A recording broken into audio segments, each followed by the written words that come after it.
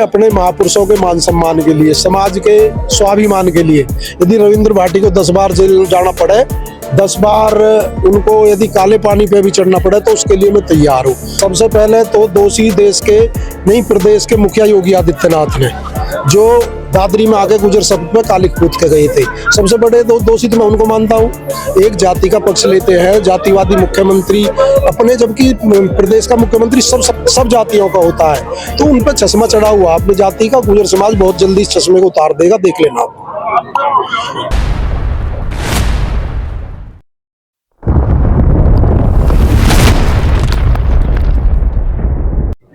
Azad Samaj party के महासचिव रविंद्र भाटी जी हमारे साथ हैं, जो डॉक्टर ओमपाल प्रधान जी की पुण्यतिथि के मौके पर, प्रथम पुण्यतिथि के मौके पर आए हैं। सर से बात कर लेते हैं। सर नमस्कार। नमस्कार भाई।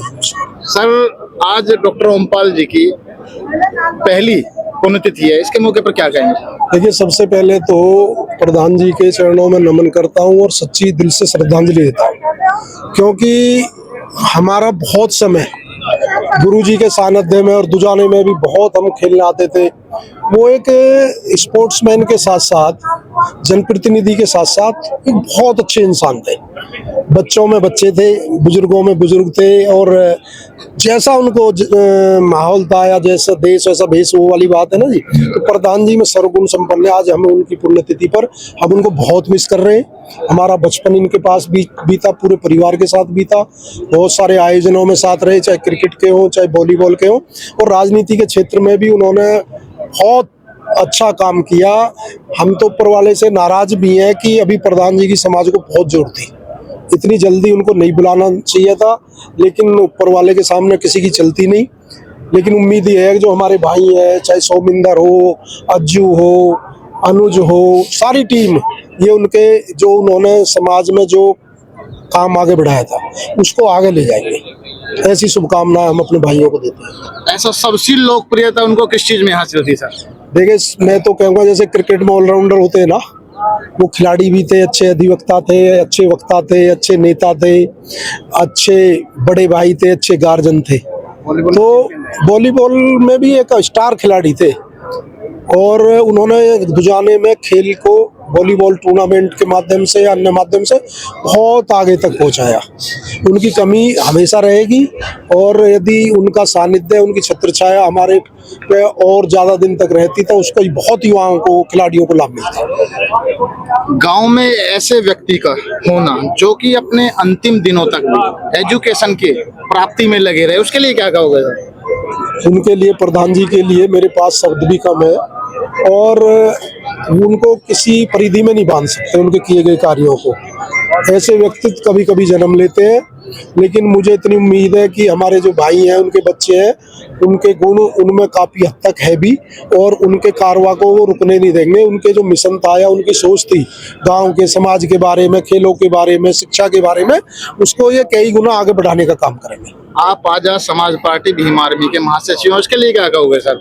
देखिए, आप भी नेतृत्व कर रहे हैं समाज मैं का। तो आजाद समाज पार्टी का, भीम आर्मी का एक छोटा सा कार्यकर्ता हूँ, और हमारे राष्ट्रीय अध्यक्ष जी एडवोकेट चंद्रशेखर आजाद जी, उनके साथ हम पूरे देश में दलित, वंचित, शोषित, किसान, मजदूर, हर वर्ग की लड़ाई लड़ते हैं। जहाँ ज्यादती होती है, जुल्म होता है, देश के कोने में पहुँचने का प्रयास करते हैं। और सड़क से सदन तक, पहले तो हम सड़क पे ही लड़ते थे, लेकिन अब जब से वो सांसद बने तो सड़क से और सदन तक हम उस लड़ाई को लड़ते हैं। अभी सर पंचायती चुनाव का बिगुल बज चुका है, उसमें आपकी पार्टी क्या कर रही है? आजाद समाज पार्टी का बूथ लेवल तक संगठन बन चुका है, और डेली सड़क पे रहते हैं 24 घंटे, धूप हो, छाँव हो, गर्मी हो, सर्दी हो, बरसात हो।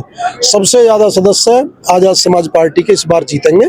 सारी पार्टियों को, जो स्थापित पार्टी है, उनको आजाद समाज पार्टी बहुत पीछे छोड़ देगी। सर, अभी चंद दिनों पहले आपको जेल जाना पड़ा, वो क्या बात थी जिसकी वजह से आपको जेल का मुंह देखना देखिए, अपने महापुरुषों के मान सम्मान के लिए, समाज के स्वाभिमान के लिए यदि रविंद्र भाटी को 10 बार जेल जाना पड़े, 10 बार उनको यदि काले पानी पे भी चढ़ना पड़े तो उसके लिए मैं तैयार हूँ, लेकिन समाज के मान सम्मान से समझौता नहीं है।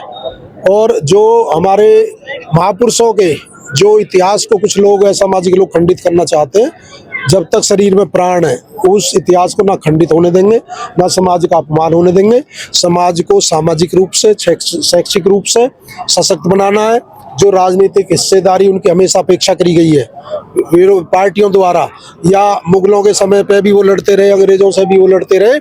आज 80 साल के करीब गुर्जर समाज ने अपराधी जाति का दंश झेला, 80 साल।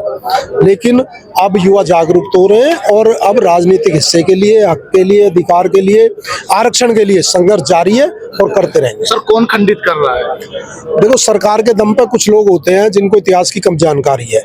उनको ये लगता है कि सरकार तुम्हारी आ गई है तो तुम कुछ भी कर लोगे। सबसे पहले तो दोषी देश के नहीं, प्रदेश के मुखिया योगी आदित्यनाथ ने, जो दादरी में आके गुर्जर शब्द में कालिक कूद के गए थे, सबसे बड़े दोषी तो मैं उनको मानता हूँ। एक जाति का पक्ष लेते हैं, जातिवादी मुख्यमंत्री अपने, जबकि प्रदेश का मुख्यमंत्री सब समाज का होता है, सब जातियों का होता है। तो उन पर चश्मा चढ़ा हुआ अपनी जाति का। गुर्जर समाज बहुत जल्दी इस चश्मे को उतार देगा, देख लेना।